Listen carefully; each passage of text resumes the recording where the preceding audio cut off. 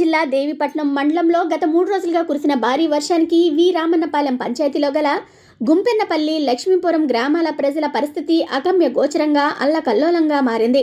నిన్న రాత్రి నుంచి కురిసిన వర్షానికి చుట్టూ కాలువలు చుట్టేశాయి. ఓ పక్క ఈదురుగాలులతో, మరోపక్క కొండపోత వర్షానికి స్థానిక ప్రజలు భయాందోళనకు గురవుతున్నారు.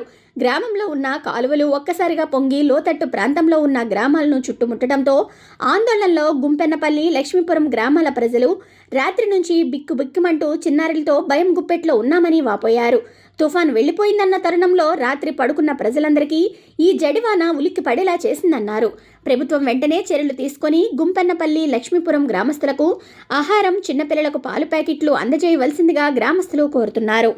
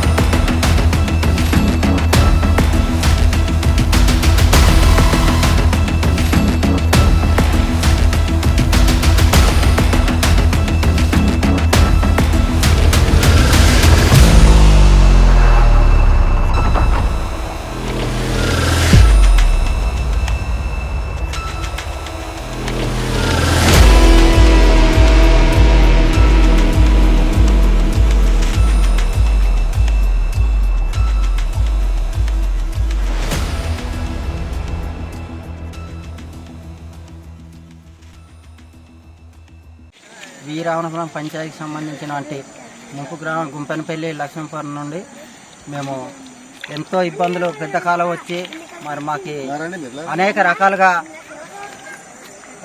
కూరగాయలు అనగా, ఉప్పు అనగా, కారం అనగా తెచ్చుకుంటా చాలా ఇబ్బందులు ఉన్నాం. 5 రోజుల నుంచి చాలా ఇబ్బంది పడుతున్నాం మరి తుఫాను కారణంగా. మరి ఇప్పటి వరకు ఏ ఒక్క అధికారి కూడా మాకు వచ్చి పట్టించుకునే బాధ్యత లేదు.